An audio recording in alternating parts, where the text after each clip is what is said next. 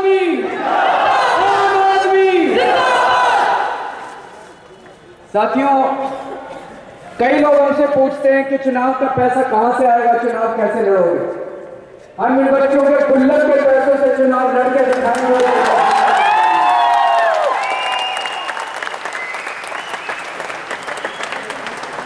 I am simply overwhelmed to see the energy, love, affection and patriotism of everyone who is sitting here. Thank you so much.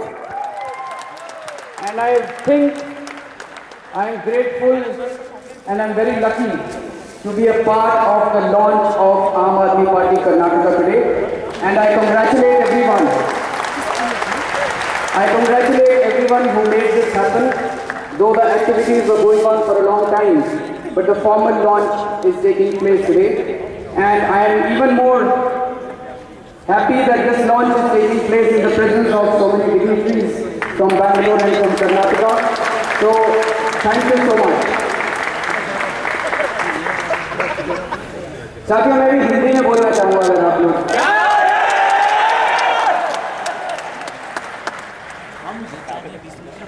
आज से 2 साल पहले इस देश के लोगों ने एक सपना देखा था। 73 साल का एक बूढ़ा आदमी अन्ना हजारे महाराष्ट्र से चल के दिल्ली आया और जंतर मंतर पे आके भूख हड़ताल में बैठ गया। इस देश के लोग भ्रष्टाचार से दुखी तो थे, लेकिन किसी ने अपने सपने में भी नहीं सोचा था कि एक ऐसा समय आएगा कि जब सारा देश सड़कों के ऊपर होगा भ्रष्टाचार के खिलाफ। किसी ने नहीं सोचा। उस आदमी ने सारे देश को जगा दिया, सारा देश सड़कों के ऊपर आ गया, हिंदू मुस्लिम सिख ईसाई। हम लोगों ने एक सपना देखा था भ्रष्टाचार मुक्त भारत का, एक ऐसे भारत का जिसमें हिंदू मुस्लिम सिख ईसाई सारे धर्मों के लोग सुख और शांति के साथ रह सके। सरकार नहीं मानी, एक ज्वाइंट ड्राफ्टिंग कमेटी बनी, सरकार नहीं मानी। फिर अगस्त का महीना आया और अगस्त क्रांति हुई इस देश के अंदर। ऐसी क्रांति जो भारत के इतिहास में आजादी के बाद शायद पहली बार इतनी बड़ी क्रांति हुई। सारे देश के सामने 27 अगस्त 2011 को इस देश की संसद के अंदर सारी पार्टियों ने मिलकर सारे देश के सामने प्रॉमिस किया था कि हम जन लोकपाल बिल पास कर देंगे। उन्होंने प्रॉमिस किया था कि हम सख्त लोकपाल कानून पास करेंगे। उसके बाद क्या हुआ हम लोगों ने देखा, इन सारी पार्टियों ने संसद के अंदर बैठकर इस देश के लोगों को धोखा दिया। बहुत सोचा हम लोगों ने, अगर अन्ना वाला जन लोकपाल बिल आ जाता तो ये आधी से ज्यादा पार्टी के नेता जेल के अंदर हो। इसलिए इन लोगों ने लोकपाल बिल पास नहीं किया। आज 2 साल हो गए, सख्त लोकपाल बिल पास करना तो दूर, एक दूल्हा लंगड़ा एक कमजोर लोकपाल बिल लोगों ने पास नहीं किया। 3 साल में 3 बार अन्ना जी ने एक्शन किए, 2 बार मैंने एक्शन किए, लेकिन ये कोई पॉलिटिकल पार्टी नहीं मानी। धीरे धीरे ये साफ होता गया कि जब तक इस देश की राजनीति को साफ नहीं किया जाएगा तब तक इस देश से भ्रष्टाचार दूर नहीं। इसलिए हम लोगों को हार करके आम आदमी पार्टी बनानी पड़ी जाती है। अब आम आदमी पार्टी बनी है, नवंबर के अंदर दिल्ली के अंदर विधानसभा के चुनाव होने वाले हैं और दिल्ली में 70 की 70 सीटों के ऊपर आम आदमी अपने प्रत्याशी करने वाले हैं।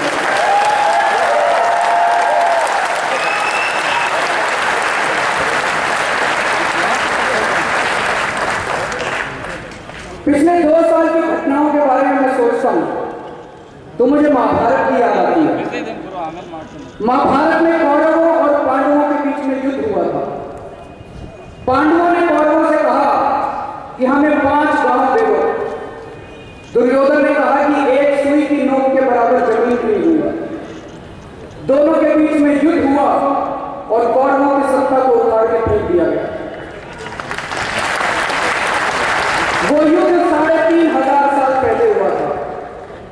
वो युद्ध कुरुक्षेत्र के अंदर हुआ था। आज 3500 साल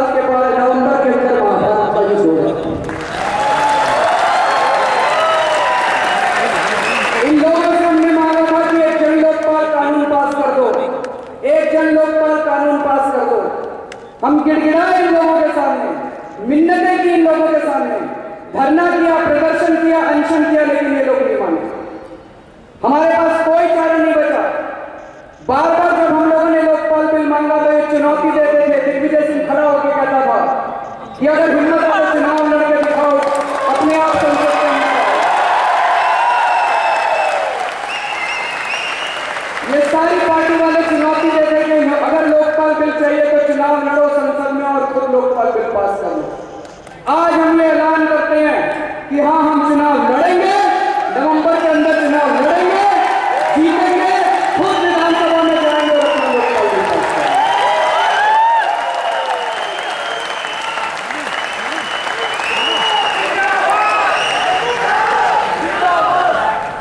हमने इनसे लोकपाल बिल मांगा था, इन्होंने लोकपाल बिल नहीं दिया। अब नवंबर के महीने के अंदर इनकी सत्ता को उखाड़ के फेंका जाएगा और नवंबर के महीने में दिल्ली के अंदर सबसे पहले सरकार बनेगी और सरकार बनने के बाद जिस लोकपाल बिल के लिए अन्ना हजारे को 13 दिन का अनशन करना पड़ा था, वो लोकपाल बिल सरकार बनने के 15 दिन के अंदर सबसे पहले दिल्ली में पास किया है।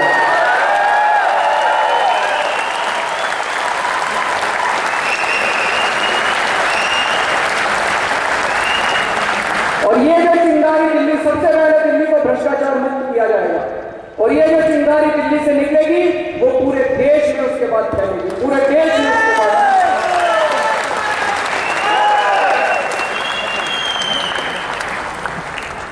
साथियों, जब से हम लोगों ने ऐलान किया है कि हम दिल्ली में चुनाव लड़ेंगे, जब से हम लोगों ने आम आदमी पार्टी बनाई है, इन बीजेपी और कांग्रेस वालों के पैरों के नीचे से जमीन खिसक गई है। ये लोग अपनी नीच हरकतों के ऊपर उतर आए हैं। आप सब लोगों को पता है कि सीमापुरी विधानसभा, सीमापुरी दिल्ली के अंदर एक गरीब इलाका है, झुग्गी बस्ती का इलाका है। सीमापुरी के अंदर एक लड़की काम किया करती थी, उसका नाम था संतोष कोहली। पिछले 10 साल से काम कर रही थी वो वहां, गरीब लोगों के राशन कार्ड बनवाती थी, गरीबों का काम करवाती थी, किसी के घर में कोई समस्या होती थी वो उसके घर जाते थे, गरीबों का राशन दिलाती थी, विधवा पेंशन बनवाती थी, वृद्धावस्था पेंशन बनवाती थी, लोगों के काम कराती थी। पिछले 10 साल से काम कर रही थी, बहुत गरीब लड़की थी। हमने ऐलान किया कि संतोष सीमापुरी विधानसभा से आम आदमी पार्टी की टिकट पर चुनाव लड़ेगी। वो लड़की इतनी पॉपुलर थी कि वहां के नेताओं की नींद हराम हो गई उसके बाद, और हमारे ऐलान करने के 10 दिन के अंदर उनके गुंडों ने उसका एक्सीडेंट करवा दिया।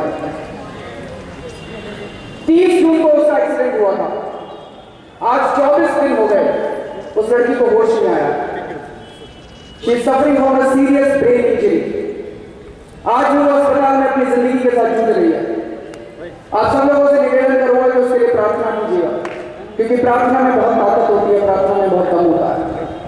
लेकिन हम उन लोगों को कहना चाहते हैं कि अगर उन लोगों को ये लगता है कि हमारे ऊपर अटैक करवा के, हमारे ऊपर हमला करा के वो हमारे आवाज बंद कर देंगे या हमें चुप करा देंगे, तो उनको पता नहीं हम किस मिट्टी के बने।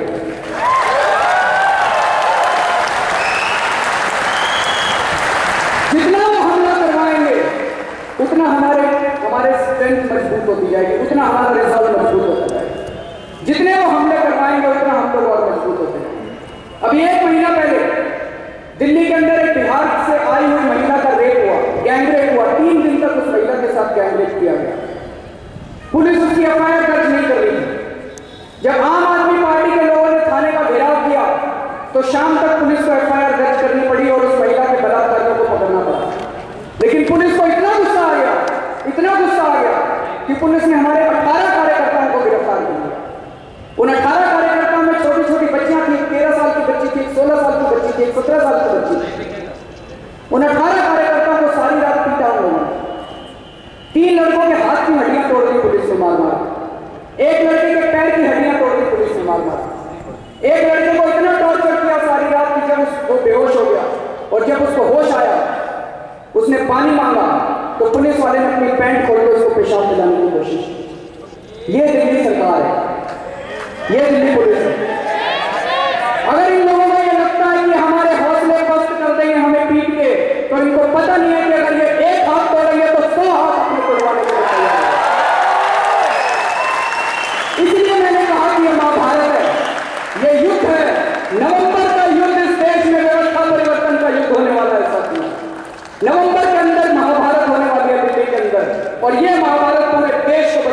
लीजिए इसके बाद। अभी कई लोग कहते हैं हमको ये लंबी लड़ाई है, लंबी लड़ाई है, लंबी लड़ाई है। अगर नवंबर में हार भी जाओ तो चिंता मत करना, चिंता मत करना। हम ऑपोजिशन में बैठने के लिए नहीं जा रहे, हम सरकार बनाने के लिए जा रहे हैं साथियों। सरकार बनाएंगे नवंबर के अंदर। आज मैं ऐलान करता हूं, यहाँ से सरकार बनाएंगे और आप देख लेना सरकार बनेगी हम आपके साथ।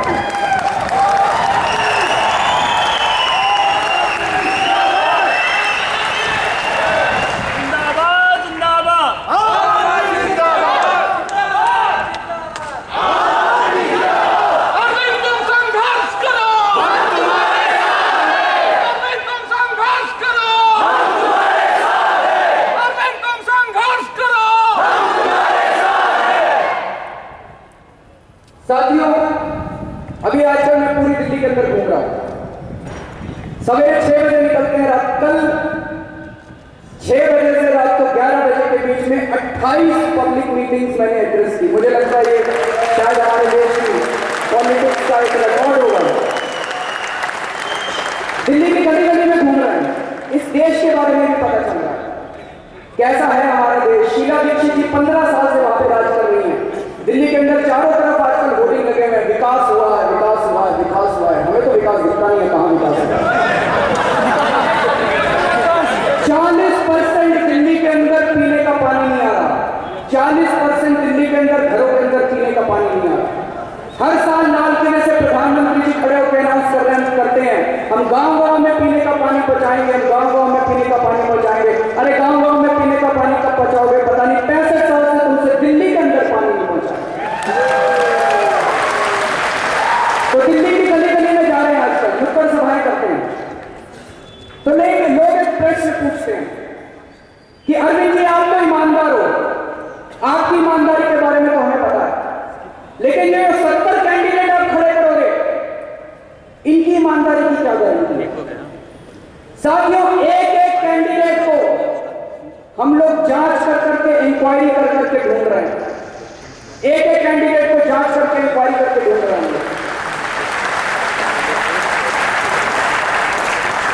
इन सारे कैंडिडेट्स की 3 चीजों की गारंटी देता हूं। ये 70 के 70 कैंडिडेट्स ईमानदार हैं, ये चरित्रवान हैं और इनके खिलाफ एक भी अपराध का मुकदमा नहीं चल रहा। आज दिल्ली विधानसभा के अंदर 16 कांग्रेस के ऐसे विधायक बैठे हुए, ऐसे एमएलए बैठे हुए हैं जिनके ऊपर संगीन अपराध के मुकदमे चल रहे हैं। किसी के ऊपर किडनैपिंग का आरोप चल रहा है, किसी के ऊपर रेप का आरोप चल रहा है, किसी के ऊपर मर्डर का आरोप चल रहा है। 9 बीजेपी के ऐसे एमएलए बैठे हुए जिनके ऊपर सीरियस क्राइम्स के आरोप चल रहा है। अगर ऐसे लोग हमारी विधानसभा के अंदर बैठे हैं तो क्या हमारे देश की बहु बेटियां सुरक्षित हो सकती हैं? बिल्कुल नहीं। 162 लोकसभा के अंदर एमपी ऐसे बैठे हुए जिनके ऊपर किडनैपिंग, रेप, मर्डर, एक्सटॉर्शन के चार्जेस चल रहे हैं। अगर ऐसे लोग हमारी संसद के अंदर बैठे हुए हैं तो रेप के और मर्डर के खिलाफ कभी भी सख्त कानून हमारे देश के अंदर नहीं बन सकते। इसलिए आम आदमी पार्टी ने तय किया कि हम एक भी अपराधी को अंदर लोकसभा के अंदर या विधानसभा के अंदर नहीं भेजेंगे। और ये गारंटी देते हैं अगर हमसे कोई भूल हुई है, 1 नवंबर को अगर दिल्ली का चुनाव होगा और 31 अक्टूबर को किसी ने मुझे सबूत ला के दे दिया कि आपके फलाने कैंडिडेट के खिलाफ ये भ्रष्टाचार का सबूत है, साथियों उसकी टिकट कैंसिल कर देंगे, सीट खाली छोड़ देंगे, लेकिन गलत आदमी को विधानसभा में नहीं।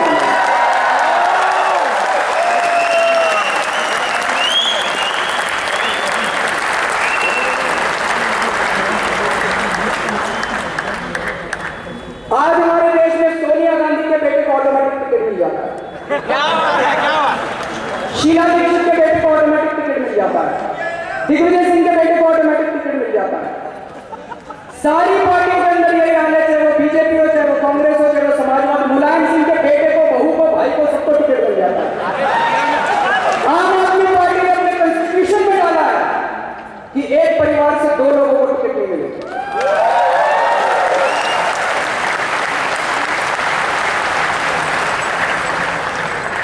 दिल्ली के अंदर आजकल एक अफवाह फैलाई जा रही है।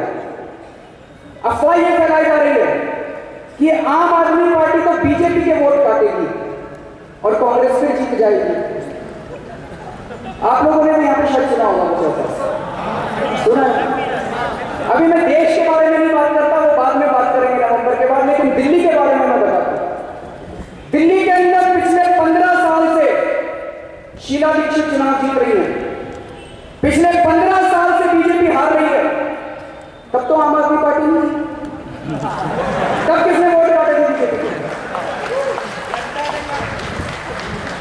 सच्चाई ये है कि बीजेपी की औकात नहीं है शीला दीक्षित को हराने।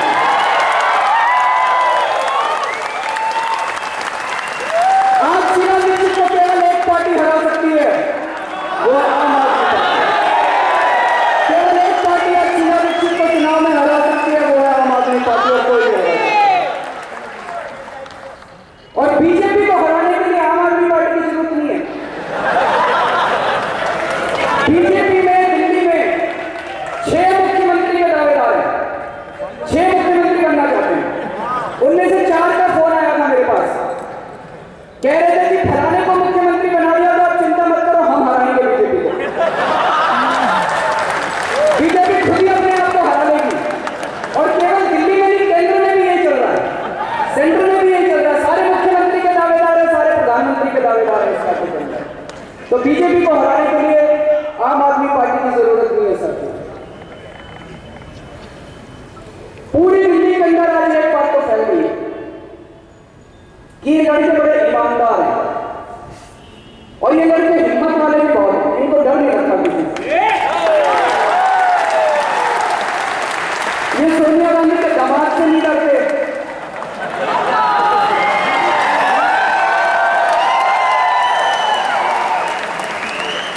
ये मुकेश अंबानी से नहीं डरते, ये रॉबर्ट वाड्रा से नहीं डरते, ये मुकेश अंबानी से नहीं डरते, ये सलमान खुर्शीद से नहीं डरते। जब सलमान खुर्शीद का खुलासा किया था तो आप लोगों को याद होगा, सलमान खुर्शीद ने कहा था कि अगर अरविंद केजरीवाल फर्रुखाबाद गया तो जिंदा वापस नहीं लौटेगा। याद है? मैंने कहा था सलमान साहब, मेरी जिंदगी आपके हाथ में नहीं है, मेरी जिंदगी ऊपर वाले के हाथ में। जब तक मेरी जिंदगी है आप मेरा बाल भी वादा नहीं कर सकते, और जिस दिन मेरी जिंदगी खत्म हो जाएगी आप मुझे 1 मिनट की जिंदगी नहीं दे सकते। मैं फर्रुखाबाद गया और सही सलामत वापस हुआ। तो सारे देश के लोग ये तो कह रहे हैं कि भाई ये लड़के ईमानदार बहुत है, ये लड़के हिम्मत वाले भी बहुत है, इनको डर नहीं लगता किसी से। लेकिन एक चीज पूछ रहे हैं, जीतेंगे क्या? ये प्रश्न पूछना चाह रहे थे। अभी एक सर्वे हुआ है, उस सर्वे में ये निकल के आया, इंडिपेंडेंट एजेंसी ने कराया, उस सर्वे में निकल के आया कि नवंबर के महीने में 70 में से 47 सीट आम आदमी पार्टी की आई। नवंबर के अंदर भारी बहुमत के साथ आम आदमी पार्टी की सरकार बनने चाहती है, और ईमानदारी से चुनाव लड़कर दिखाएंगे। पूरी तरफ यह माहौल बना दिया गया है कि राजनीति में तो केवल गुंडे आते हैं, राजनीति तो केवल गुंडों का काम है, राजनीति तो केवल काले पैसे से जीती जा सकती है, राजनीति तो केवल राजनीति लाल बहादुर शास्त्री ने भी की थी, राजनीति चाचा नेहरू ने भी की थी, राजनीति सरदार पटेल ने भी की थी, राजनीति बाबा साहब अम्बेडकर ने भी की थी।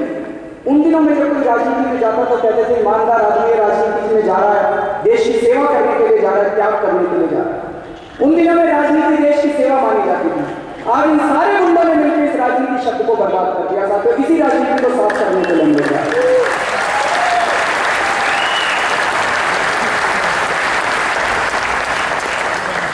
सब लोग पूछ रहे पैसा कहां से आएगा? हमारे पास पैसा नहीं है, हम फक्कड़ आदमी हैं। मेरी जेब में भी 500 रुपए, हमारे फक्कड़ आदमी। अभी पूरी दिल्ली में इन्होंने होर्डिंग लगा रहे हैं, शीला दीक्षित के होर्डिंग, विजय गोयल के होर्डिंग, चारों तरफ होर्डिंग लगे हुए हैं। हमारे तो होर्डिंग नहीं है, लेकिन जहां भी जा रहे हैं हम लोग, जनता उमड़ उमड़ के पड़ रही है, उमड़ उमड़ के पड़ रही है। जनता का प्यार है हमारे साथ, जनता की मोहब्बत है हम लोगों को।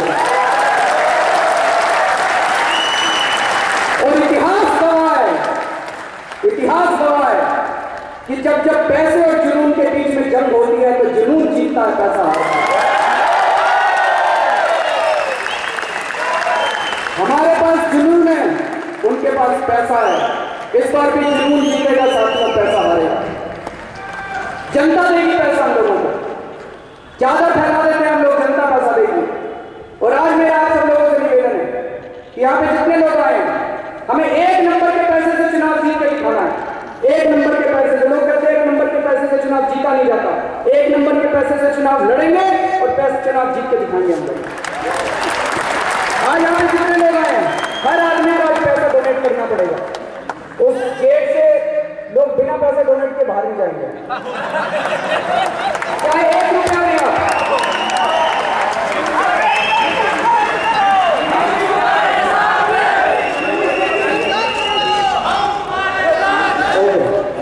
वो कह रहे हैं डोनेशन वाला स्टेटमेंट इंपॉर्टेंट है, इसको इंग्लिश में बोल दीजिए। मैं भी बनिया हूं, ये भी बनिया नजर आ रही है। All of you have been distributed a donation form, so please don't leave this place without filling that form, without donating something to the party. Even if you donate 1 rupee, that is very important for all of us because it contains your blessings, it contains your good wishes. आपका आशीर्वाद और आपकी शुभकामनाएं 1-1 रुपए में हमारे साथ है, तो चाहे 1 रुपया आप डोनेट करें, लेकिन आपको डोनेशन जरूर देना पड़ेगा सर। जैसा मैंने कहा कि यह धर्म युद्ध है, हम सच्चाई के रास्ते पे चल रहे हैं। पिछले 2 साल में जिस तरह से इन लोगों ने हमारे आंदोलन को तोड़ने की कोशिश की, सबसे शक्तिशाली शक्तियां इस देश के हमारे खिलाफ खड़ी हुई थी। हमारे पास क्या था? हमारे पास ना आदमी थी, ना पैसा था हम लोगों के पास। हमारे पास केवल एक ही चीज थी, हमारी सच्चाई और हमारी ईमानदारी। कई लोग कहते हैं, अभी मैं एक और IIT की मीटिंग में गया था, उन्होंने कहा ठीक है सच्चाई और ईमानदारी तो एक तरफ है, लेकिन आप इनके साथ लड़ोगे कैसे? मैंने कहा कि आपने सच्चाई और ईमानदारी को इतना छोटा समझा,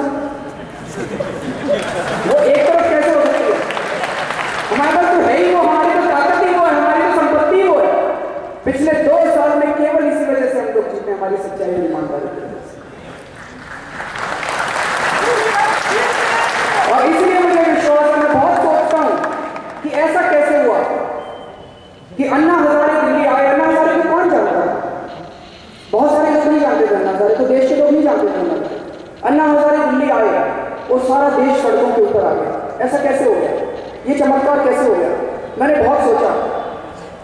साथियों, मैं कन्फेस करना चाहता हूँ, जब मैं छोटा बच्चा था, मैं भगवान में बहुत यकीन करता था। जब मैं IIT गया तो मेरा भगवान से विश्वास खत्म हो गया। लेकिन पिछले 3 साल में जो घटनाएं घटी इस देश के अंदर, उसने वापस मेरा विश्वास भगवान में डाला कि कोई ना कोई शक्ति तो है इस देश के अंदर जो इस पूरे आंदोलन का संचालन कर रही है। ऐसा कैसे हो रहा है कि जहां जा रहे हैं लोग उमड़ के पड़ रहे हैं, जहां हमारी वजह से नहीं है, हम बहुत छोटे लोग हैं। कोई ना कोई प्राकृतिक शक्ति है इस देश के अंदर जो इस आंदोलन का संचालन कर रही है। इसीलिए मुझे विश्वास होता है कि अंत में जीत हम लोगों की होगी, क्योंकि हम सच्चाई के भगवान हमारे साथ है।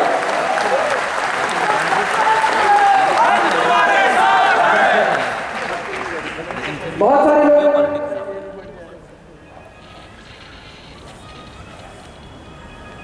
सारे लोग पूछते हैं कि आप सक्सेसफुल होंगे क्या?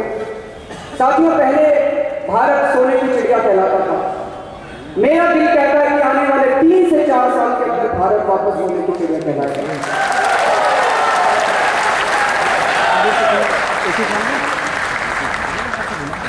आप सब लोग इतनी भारी संख्या में आज यहाँ इकट्ठे हुए, आप सब लोगों का हौसला, हम दिल्ली में कई बार थक जाते हैं बहुत ज़्यादा, लेकिन आज यहाँ कर्नाटका में आने के बाद मैं फिर से रिचार्ज होकर वापस जा रहा हूँ।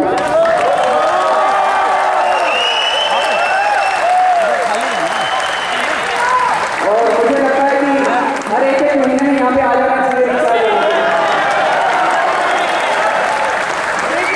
अभी बैटरी चार्ज करने के लिए यहाँ पे आ जाना चाहिए।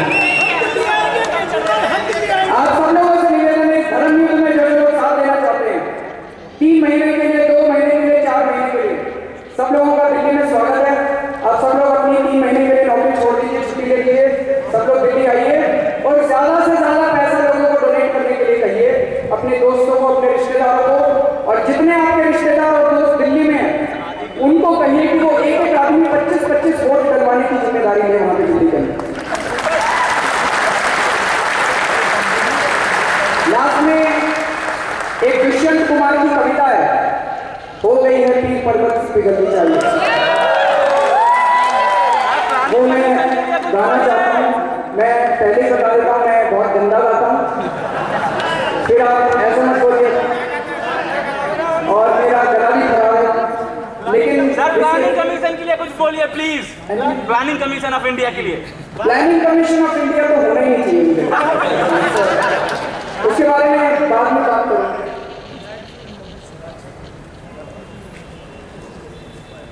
मैं एक एक लाइन बोलूँगा और उसके बाद आप मेरे पीछे पीछे बोलेंगे। जैसा मैंने कहा, मैं गाता अच्छा नहीं, लेकिन इससे भाव बहुत अच्छा है। दुष्यंत कुमार की कविता है। हो गई है पीर पर्वत सी पिघलनी चाहिए, हो गई है पीर पर्वत सी पिघलनी चाहिए। इस लाइन का मतलब है कि हमारे देश की पीड़ा इतनी बड़ी हो गई है हिमालय पर्वत जितनी, और इसको पिघलाने की जरूरत है। लेकिन जितनी आप लोगों की आवाज आ रही है उससे तो मक्खी भी नहीं मरने वाली। इतने लोग हैं यहाँ पे, आपकी आवाज तो दिल्ली तक जानी चाहिए, प्रधानमंत्री आवाज तक जानी चाहिए। हो गई है पीर पर्वत सी पिघलनी चाहिए, हो गई है पीर पर्वत सी पिघलनी चाहिए। इस हिमालय से कोई गंगा निकलनी चाहिए, इस हिमालय से कोई गंगा निकलनी चाहिए। सिर्फ हम